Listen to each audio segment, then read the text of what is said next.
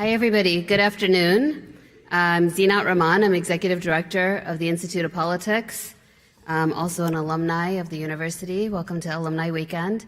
And we're so pleased to welcome you to a conversation about the midterm elections.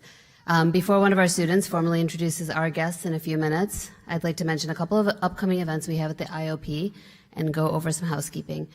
So on Monday, May 23rd, IOP Speaker Series Director Jennifer Steinhauer will moderate a discussion about a potential Roe versus Wade America with some great speakers, and that conversation will take place at the Quad Club at 5:30 p.m. On Tuesday, May 24th, Congressman Jamie Raskin will be in discussion with Attorney General Eric Holder about the right to vote and the fight for it, and that event will take place at the Quad Club at 5:30. On Thursday, May 26th, Nebraska Governor Pete Ricketts will talk about politics, policy, and power with CNN's Jeff Zeleny, and that discussion will be at Ida Noyes at 3 p.m. And after today's discussion, we'll have a chance to open the floor to take questions from the audience, so please line up to ask your question, and we will give priority to first to students. And please make sure your phones are on silent. We're now going to hear formal introductions from Bo Simon, a fourth-year economics and public policy major from Pennsylvania. Bo has been instrumental at the IOP, having been an intern, a speaker series chair of the Student Advisory Board, and one of the co-founders of Spectrum. Please join me in welcoming Bo to the podium.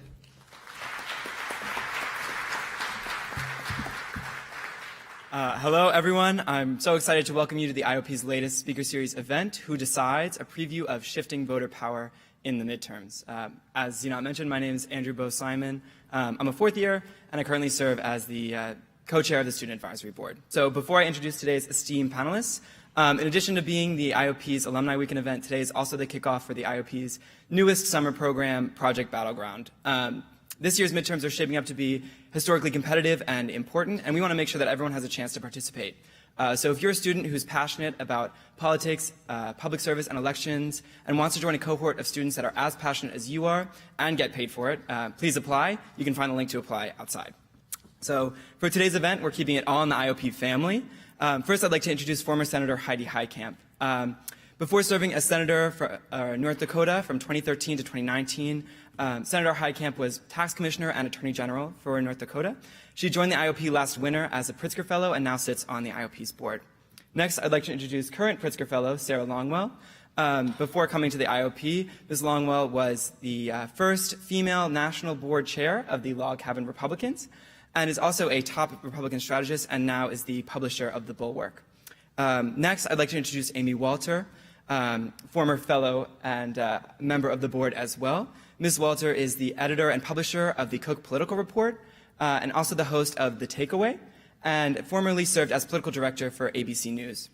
And finally, I'd like to introduce the IOP's very own founding director and former senior advisor to President Obama, David Axelrod. So please join me in welcoming today's guests.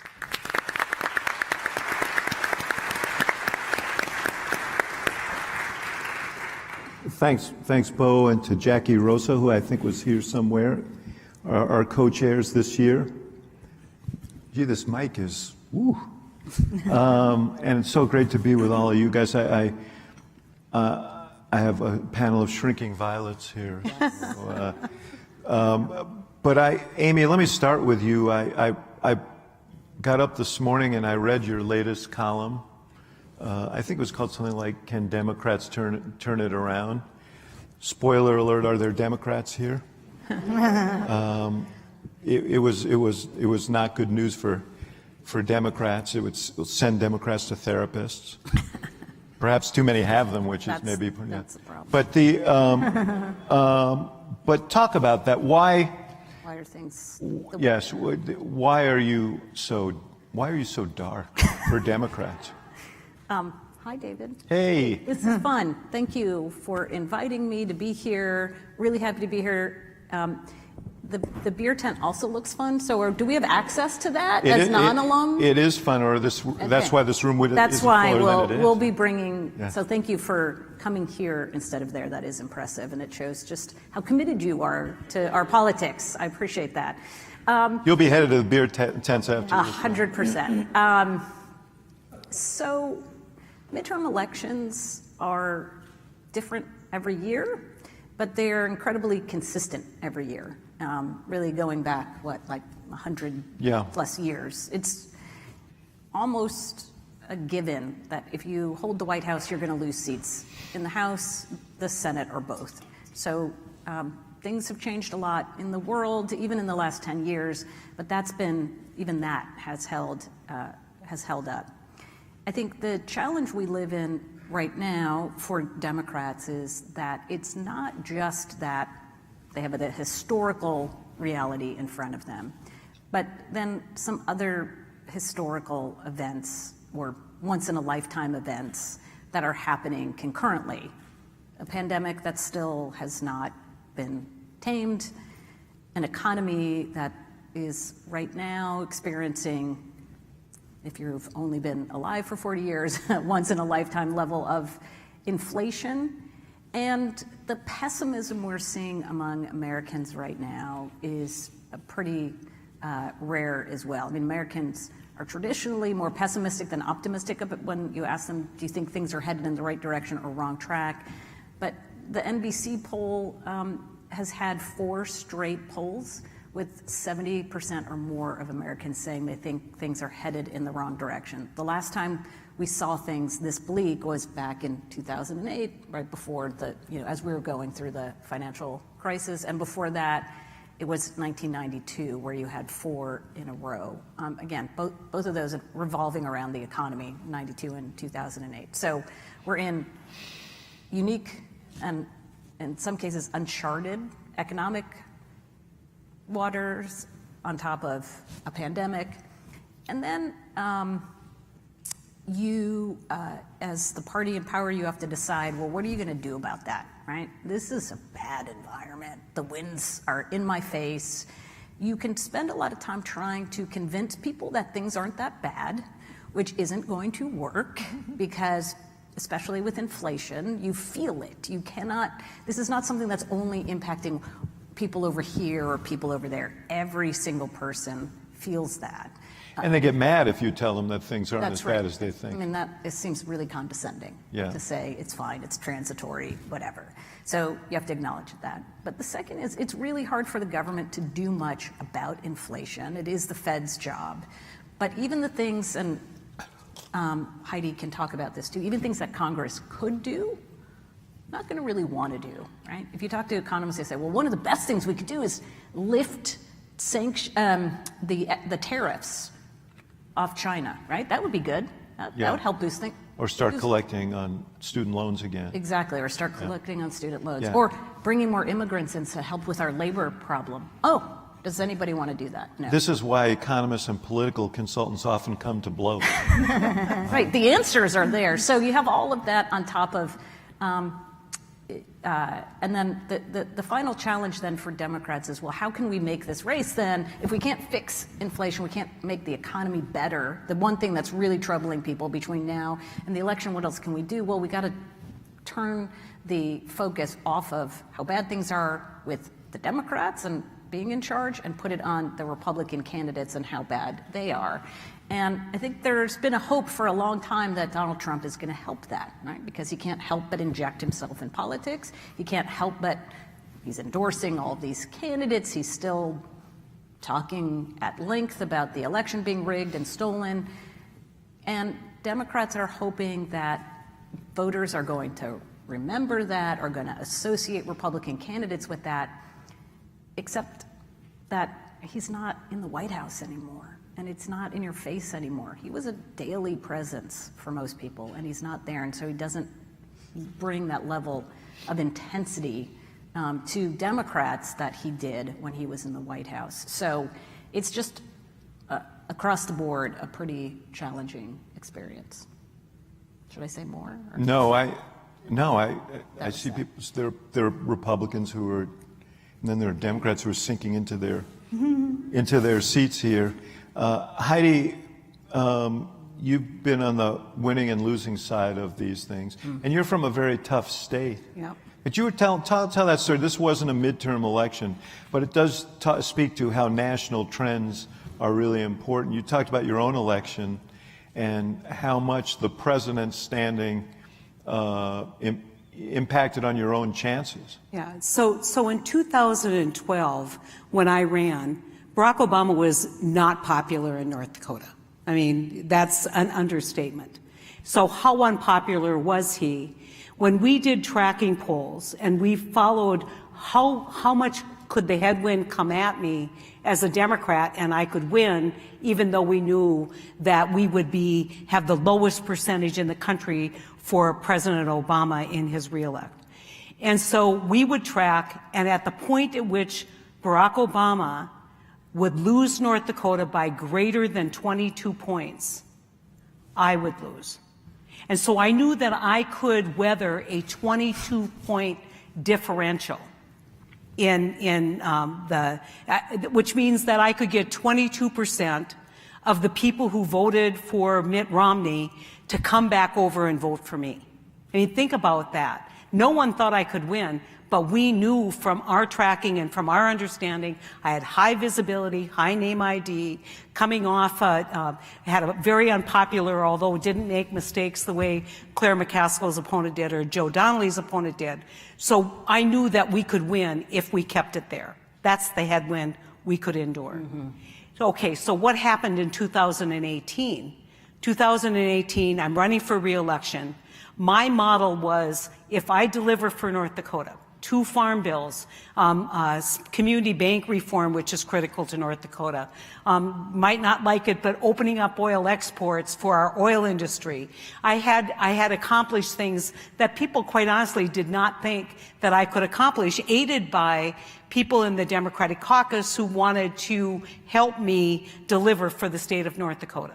So you would think, okay, you know, even though she's a Democrat and people don't like Democrats, she should be able to make it based on performance. We go into that election. Donald Trump won North Dakota by 34 points. It was the 3rd highest in the country, behind Wyoming and West Virginia. This was in 2016. 2018, which would have been his first midterm. So Donald Trump, just understand how popular he is. But the single most significant factor was that where I could count on 22% of Republicans or people who voted Republicans to cross back over, it was 4. Mm-hmm.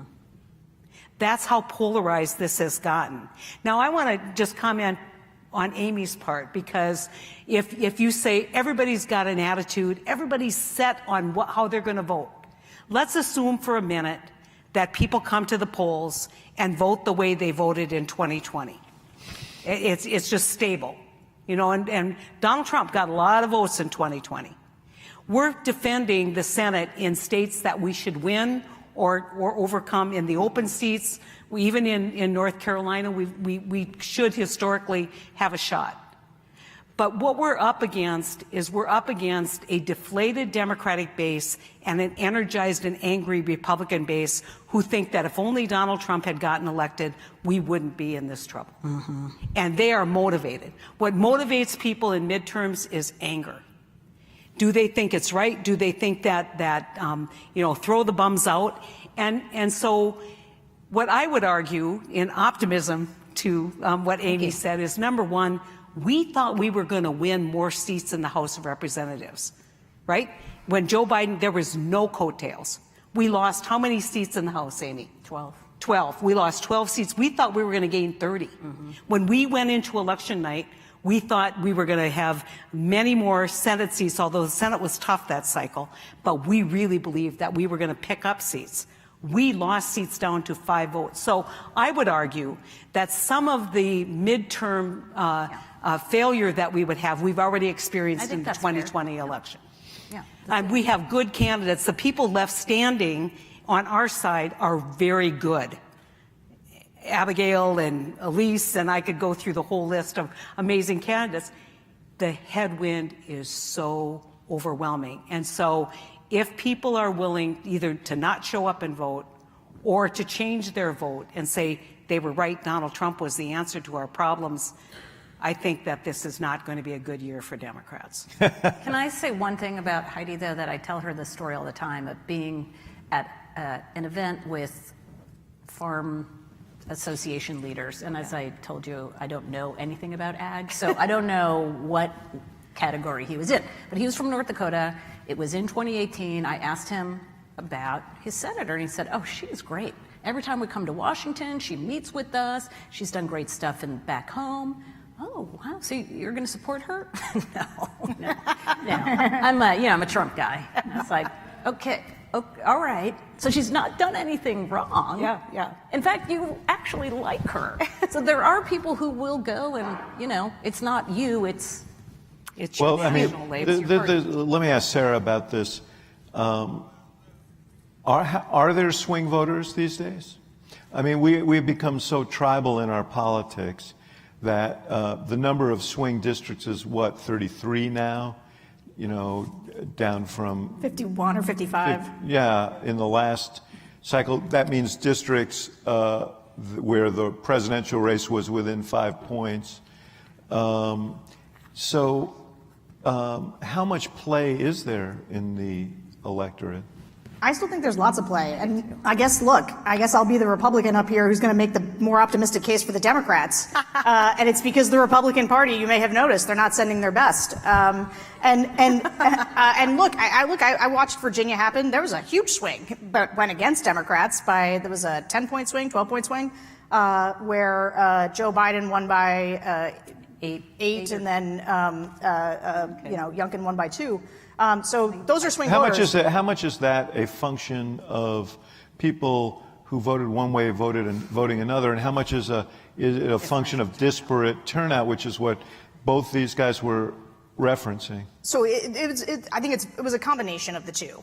There was absolute I focus group all the time. Across the board, Democrats, Republicans, but in that race, which I did, I focus grouped it both before multiple times and then after multiple times. What you heard from the Republicans was like, oh yeah, I'm going to go vote for any living, breathing Republican. Like, this was a revenge tour for the election being stolen. And then you talk to Democrats, and like I always say, the political science term for the way Democrats felt was like blah. They're just like, it's so bad, everything's terrible. And so there was definitely going to be a turnout differential. But if you listen, there was a ton of Biden to Youngkin voters, and one of the reasons was that Youngkin.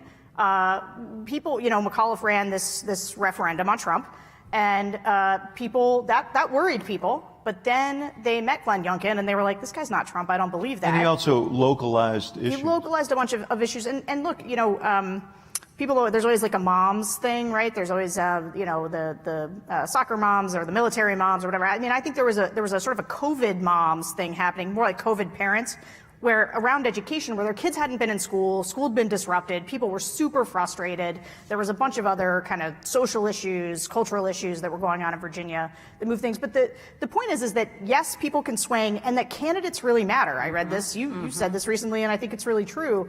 And so the Democrats' best hope for me, as far as looking at the party, is in these governor's races. So you got governors and secretary of state races where, like in Arizona, you've got a woman named Carrie Lake running in Arizona, she is a My Pillow guy endorsed, anti-vaxxing, former sort of newscaster who loves Trump and says she wouldn't certify an election going forward. And she's running against Katie Hobbs, who's a pretty normie Democrat, who's the current Secretary of State in Arizona. And that's a good matchup. I'd take that matchup if I was Democrats. The Republicans in Pennsylvania just nominated by a landslide a guy named Doug Mastriano, who was putting people on buses to January 6th. And who is kind of a crazy person who's always wearing like a hat, like a Civil War hat. And so, he's like a weird guy. And he's running against a normie, the Attorney General there, Josh Shapiro. And that's a good matchup. And then if you've got Fetterman on the ticket against Oz is a weird... Lieutenant Governor. Who's the current lieutenant governor, who's one statewide, and who I've literally never heard.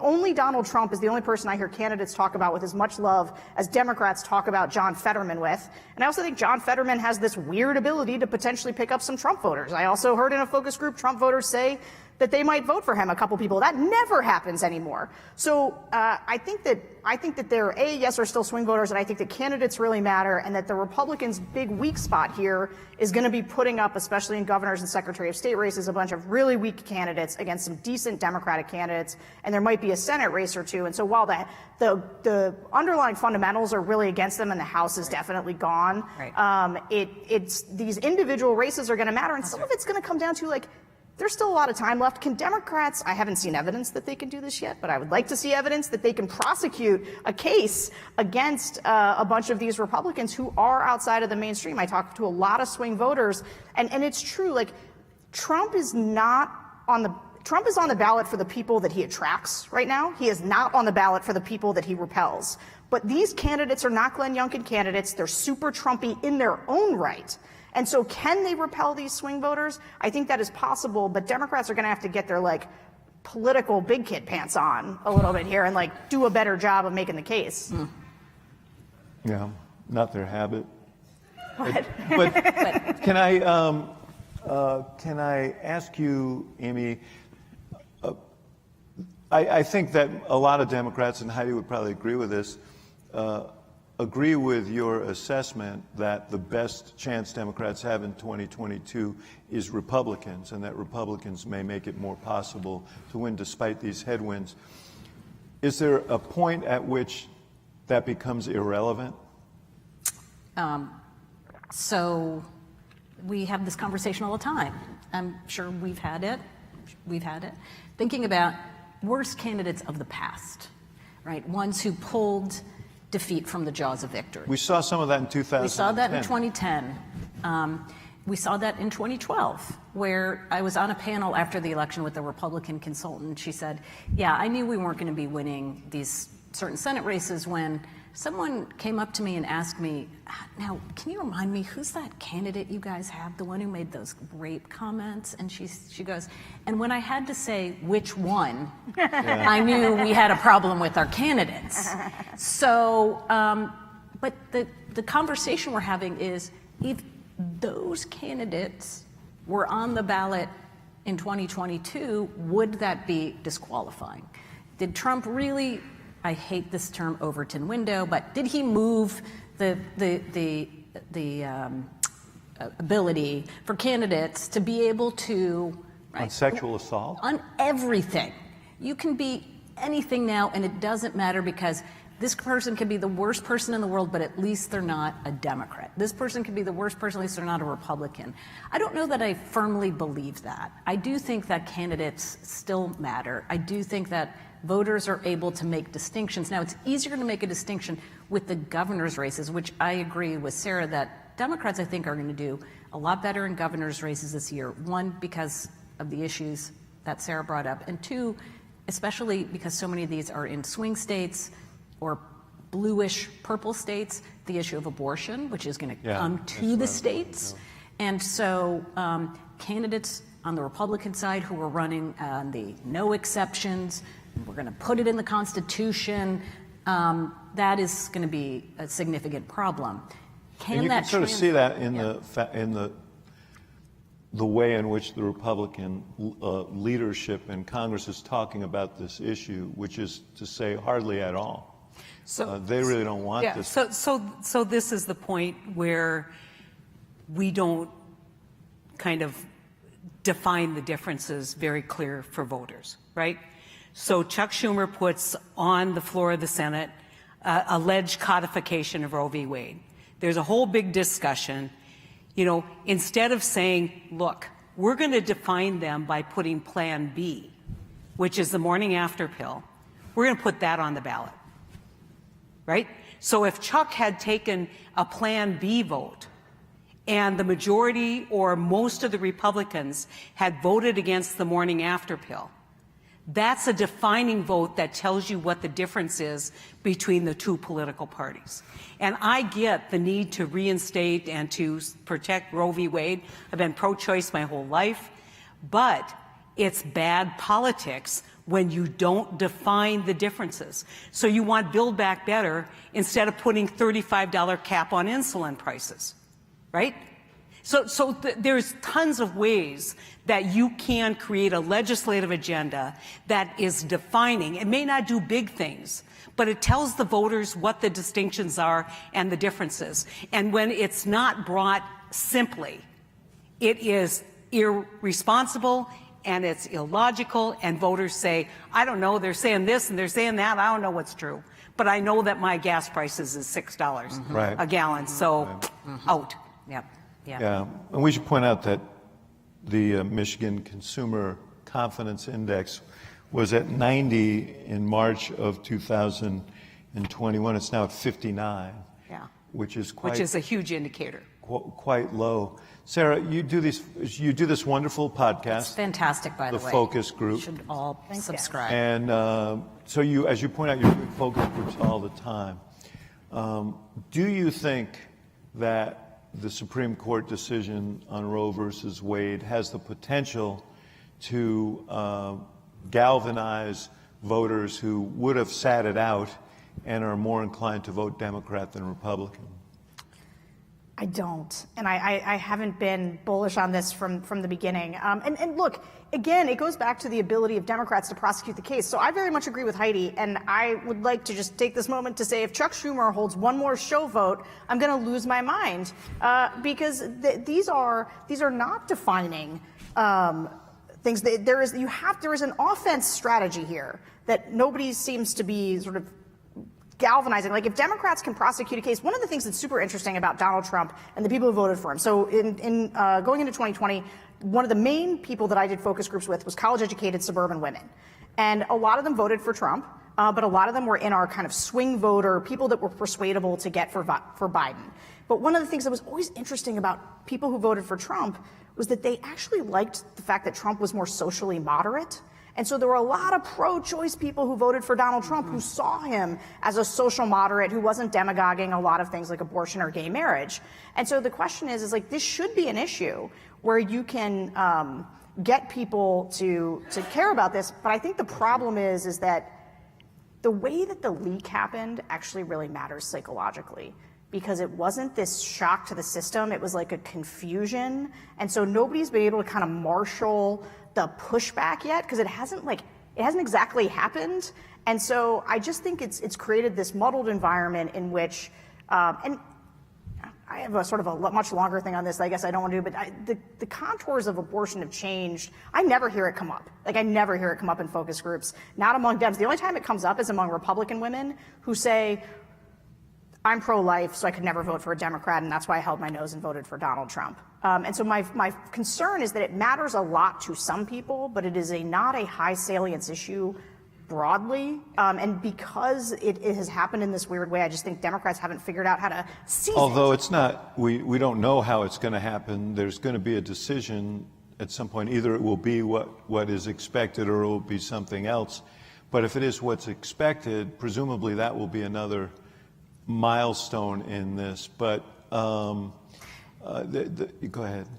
Well, it's interesting. I was listening to a group of focus group, two focus groups with sort of low propensity Democratic voters. And where they took this was not as much even about abortion, but what comes next, to your Plan B point. Oh, then they're going to come for gay marriage. Then they're going to come for contraception. Then they're going to, so they are worried and angry. Now, is that enough to propel them to vote? So on the one hand, they're scared and angry and they know exactly who's doing this. It's not a surprise that they're not saying, I wonder which party is responsible for this. They know exactly which party that is. At the same time, they talk about how disappointed they are that Biden hasn't done the things that he was supposed to do on student loans, on fighting back, and that's this going on offense thing. What they want to see from Democrats is they want Democrats, as one voter said, you need to fight fire with fire. These Republicans are taking it to us every day and we don't fight back. Biden's too weak, he's not strong enough to do it. Where is someone punching back? And because the moderator asked, well, what is the Democrats' response, do you think, on abortion? What do you think their answer is? And this one woman's like, I'll be honest, I have no idea what they're saying. Yeah. And granted, and these are low propensity voters, which that's who Democrats need to get out.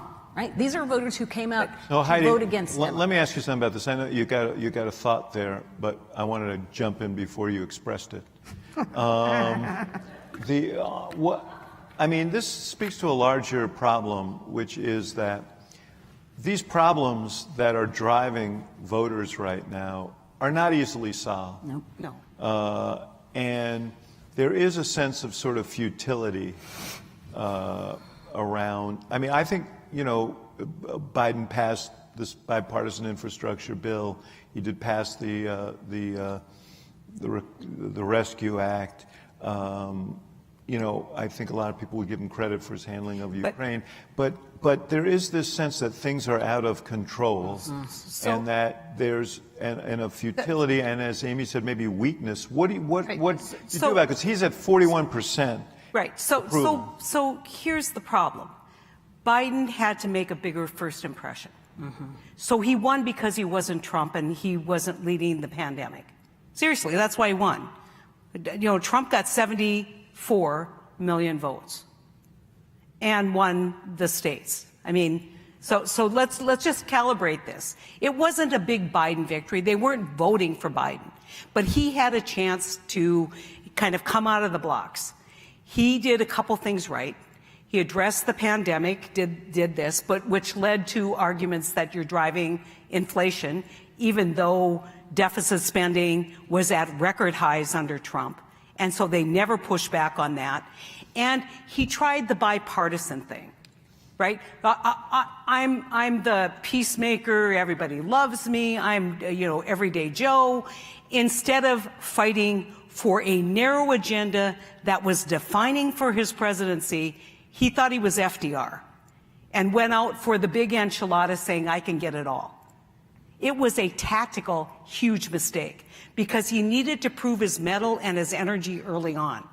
And so he got caught in an inter-party dispute between the progressives and the conservatives, picked the progressives, stalled out the bipartisan infrastructure bill to the point that it didn't have the kind of political jump it should have had, and never delivered on Build Back Better. So, right? but just to get to my question, what would you do now? What I would do now is I would take a series of defining votes that showed the contrast, not abstractly, but the real contrast. Okay, so we're going to tax the windfall profits of oil companies. And we're going to provide that in LIHEAP, which is the program that helps people heat their house. We're going to give, vouchers to people who ride mass transit. We're going to give you a gas card, whatever it is. So you use, and may, this blasphemy for me coming from an energy state, but there's you call the Putin profiting. And we're going to tax your Putin profit, and we're going to give it to ordinary people because you're gouging, right? So you define in a very way. You put Plan B and stem cell research, which is on the chopping blocks, because a lot of people wouldn't take the vaccine because they believed that it was done from embryonic stem cells, right? So you do the things that define the difference. And you say, that is who Ron Johnson is. Ron Johnson's the guy who wants you to spend $800 a month for your insulin when it's not been any different than it was 50 years ago, and they're gouging you. He's in the pocket of these people. That's who he's defined by. This is who we're defined by. We're fighting for you. And that's not happening because everything in the Democratic Party is overthought and overcomplicated. Could we, people, I'm going to go to questions shortly. I was supposed to do it a few minutes ago, and I'm not going to do it right away either. But could you, anybody who wants to line up behind that microphone for questions, please feel free to do it. Don't feel compelled, but we'll be insulted if you don't. So, I wanted to ask Sarah, we can't leave this without talking about Trump, because everything, I sit on television, there's all this discussion, what does this mean for Trump? He didn't get this person, he got that person. Next week in Georgia, he's likely to lose badly, at least in the governor's race. which was a pure reprisal for the certification of the election in Georgia. What are we learning about Trump? Because I spoke to you a few weeks ago and you said, look, this is the Republican Party. It's mini MAGA, MAGA, and mega MAGA. So, see, I stole your line. What do we know about the strength of Trump in the Republican Party from these primaries thus far, and how should we watch them?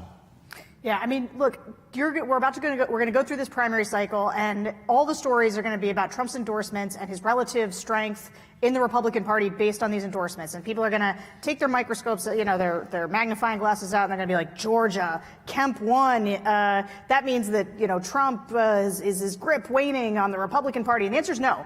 If you look at the Republican Party and all of the candidates, if you look at Ohio, there was one sort of, not even an anti-Trump candidate, but a post-Trump candidate.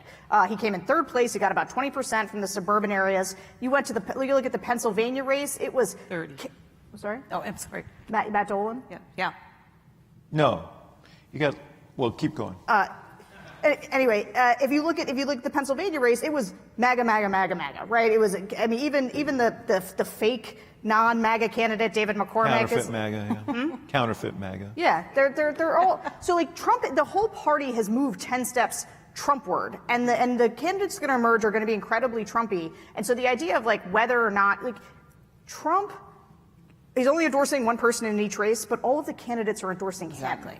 They're all pro-Trump. And so I think that people should sort of ignore a lot of the analysis about Trump's relative strength, because the whole thing is Trumpy. And look, there's still some laws of political gravity. Like for Brian Kemp in Georgia, he is an incumbent. Incumbency matters a great deal, no matter what. He also passed an election integrity bill. So one of the main shots at him that he, didn't overturn the election. People remember that he passed this big bill that, made elections safer. He also handled COVID really well by their measure. He was a lot like DeSantis, kept the state open really early. And so I've focus group Georgia, the focus group podcast is going to come out tomorrow about Georgia. And people are like, he made a positive difference in my life. I like him. He's doing a good job. Yeah. So there's no anti-wing and pro-Trump wing. I think that's important to understand. Even in these races where Trump loses, he doesn't lose to an anti-Trump candidate. And the anti-Trump people aren't running. And what is your estimate on the likelihood that Trump will run for president in 2024?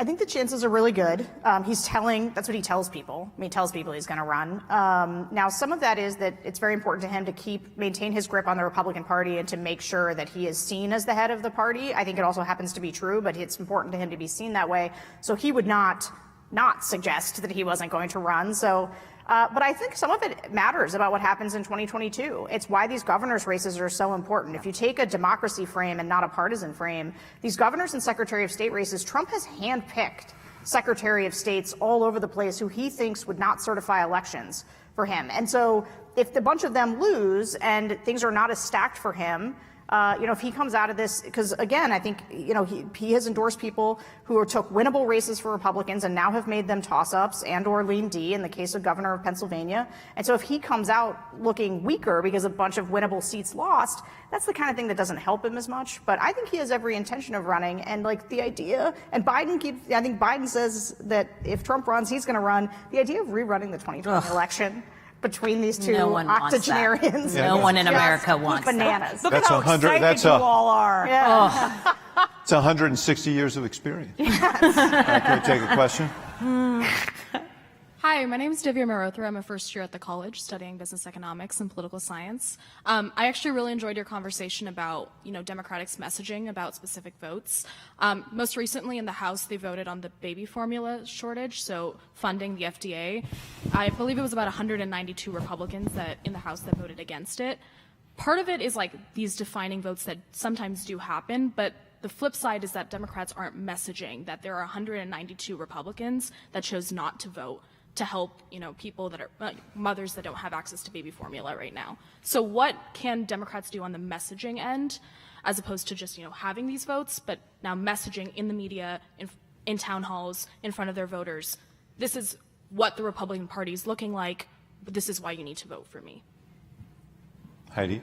Well, I mean, the one thing if you talk to senators and you say, well, do your constituents know? I sent out a tweet. I sent out a press release, and I said, repetition is the mother's milk of communication, political communication. We go to the next thing. We think everybody knows we've done this. Everybody knows we have record unemployment, numbers, not record, but we have a low unemployment number. And so there's never any consistency or a theme to the messaging. And so I have a dear friend, her name's Barbara Mikulski.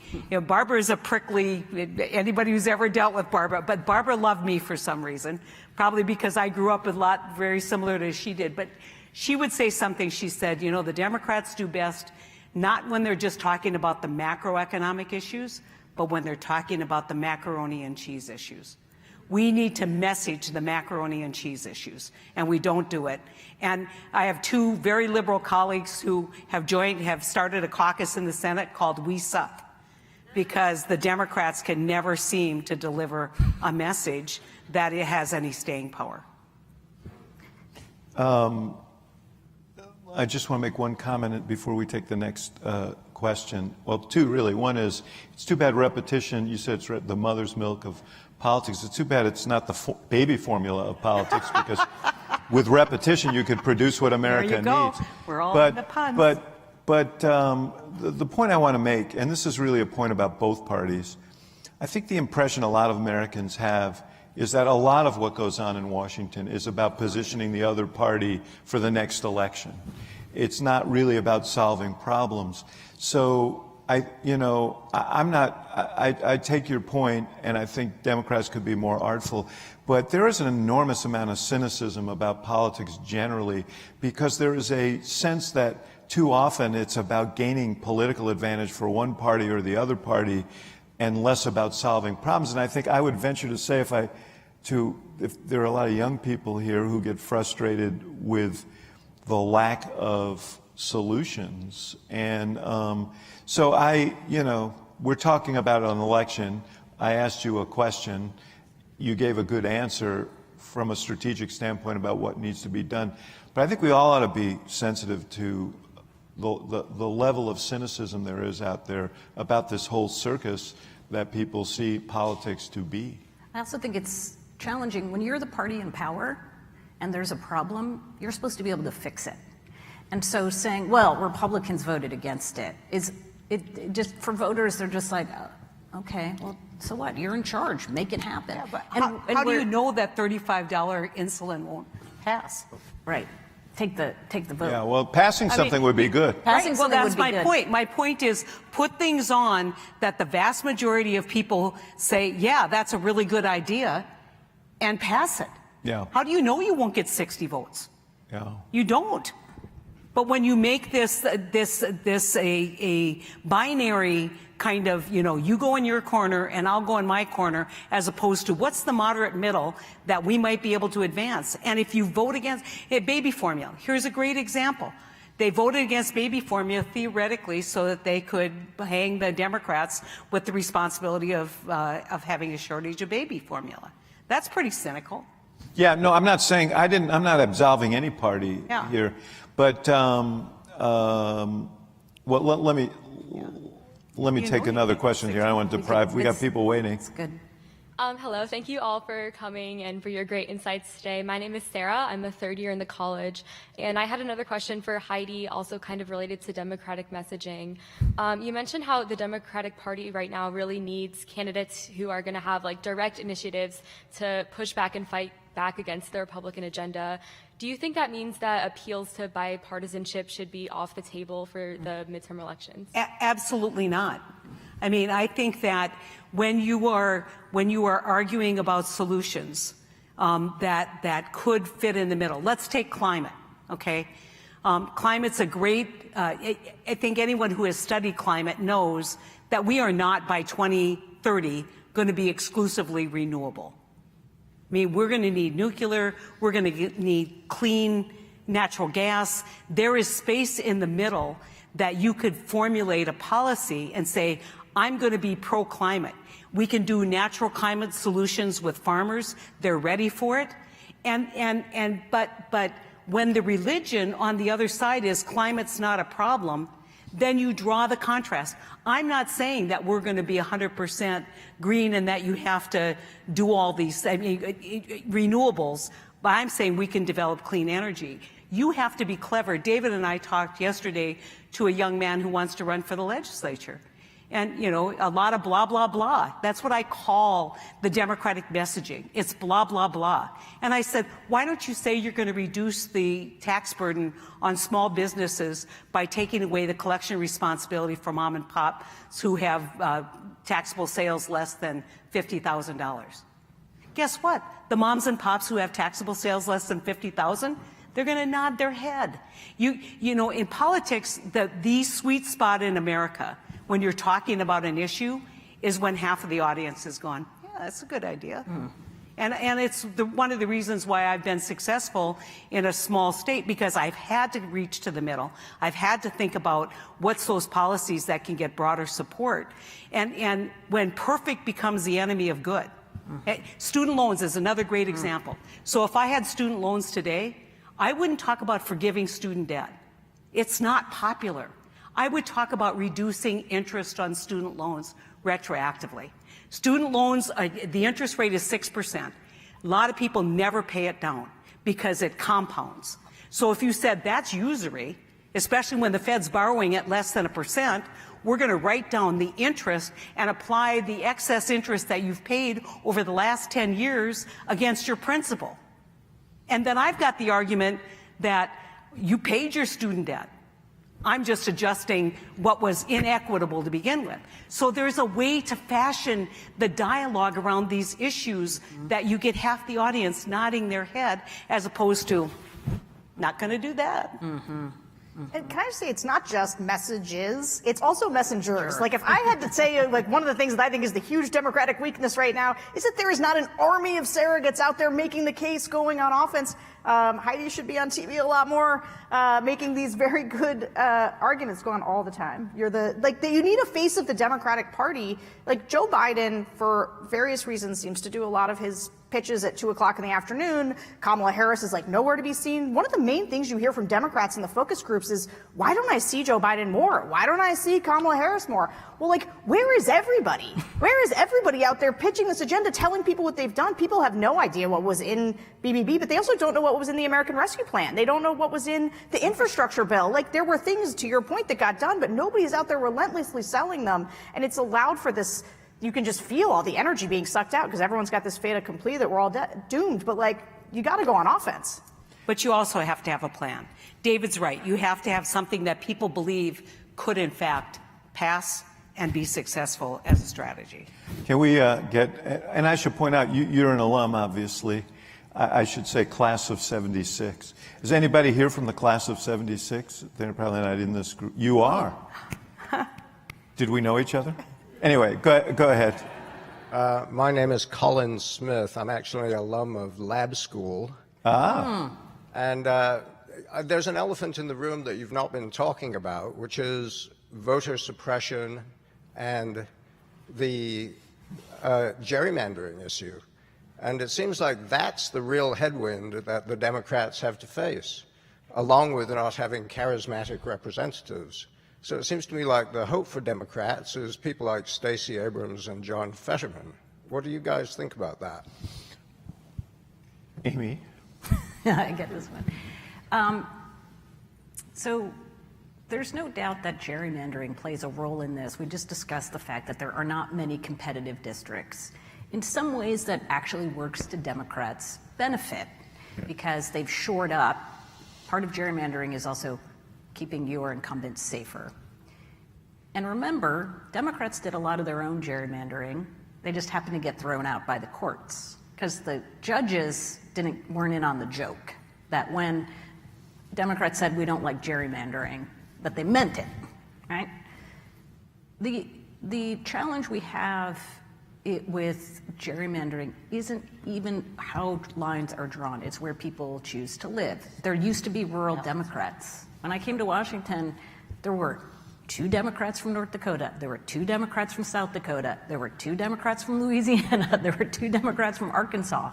Right? It's possible, but and you can't gerrymander a state, obviously. So that we are now dividing by density. For voting rights, this is a challenge. I think the bigger, broader challenge is we're reaching a point now where after every election, one side or the other is going to believe that the president is illegitimate. That is really scary stuff. And you can't have a functioning democracy when half the people believe that the person who's sitting there was put there by in an illegitimate way. I think we have to find a way, instead of continuing to say there's so many problems with voting, there's so many, and they're undermining, and we've got to find a way to get people to trust in the system. And unfortunately, Republicans, well, let's put it even a finer point on it, Donald Trump ruined that. I talked to so many Republican secretaries of state and state commissioners who were doing election stuff in 2020 during the middle of the pandemic. They were all absolutely committed. What do we need to do to make sure people can vote? They were putting out voting boxes and early mail and all of this. It was happening. Donald Trump single-handedly undermined that. Now, can it come back? I hope so, but it is a much more worrisome trend. I want to take, because I now know that this was thank you for your question. I want to take the guy behind you because he's a graduate of the class of '76. There actually is a lot that Congress could do about inflation. It's really because people like programs but aren't willing to pay taxes, so they end up having to be funded by money creation. But Democrats apparently haven't been able to make the argument that it's really deficits. But is there a package of human capital investment that would have some credibility about producing long-run wealth? And it could even add scholarships or vouchers, which Republicans claim they like, but straightforwardly be paid for by taxes to show another difference. Wait, so that's a question. Heidi, you want to? Well, I mean, I think when you look at investments, whatever that is, and I have a pet project, I think that a lot of what you're seeing in record suicides, record addiction, all of this is driven by the phenomenon of childhood trauma. And childhood trauma is a huge indicator. So how do you address childhood trauma? You got to do it in communities. You got to do it in schools. You got to create greater resiliency for healthcare. You've got to put more responsibility back on people. No one wants a long-term. No one wants a calibrated long-term response to America's problems. They want to fix it tomorrow. And guess what? These problems are not going to get fixed tomorrow. And when we ignore systemic changes that need to be made, whether it's in Social Security, which basically, I think this year doesn't pay for itself, right? Social Security, there's less money coming in than going out for the first time. And so when you look at these long-term problems, nobody wants to look up and make an investment because they don't trust you. They don't trust the voters. They don't trust people to say, yeah, that it doesn't work in my house not to do long-range planning. I expect the government to do it. They govern by fear. And when our elections are driven by fear mainly of the other, whoever that is, whether it's a trans kid, I don't know why people are so afraid of trans children. I mean, I don't get it. I don't know why they're so afraid of people at the border who need formula, but yet that fear is what motivates the drive to divide the country. And we don't have an external force like we did with Hitler, like we did with historically with a lot of the challenges in America when we pull together. We're going to have to find the internal fortitude in this country to come together to solve our problems, but we'll never do it with leaders who are fear-based. And so these are all problems, yes, that we can solve with the right solutions. These are not, solutions are easy. Getting the public to vote for people who believe in these solutions and getting people, once they're elected, to be honest about what they're doing, that's the challenge of our democracy. And that's why we got to count on the people. This clock is counting down backwards now in red, which tells me that our time together has come to an end. Yeah. But I so appreciate all of you. I appreciate all you do for the Institute of Politics. I appreciate your voices out there. And to all of you, alums, these are the kinds of conversations that we have at the Institute of Politics on a every few days basis. And if you feel so moved to support the university, don't forget your friends at the Institute.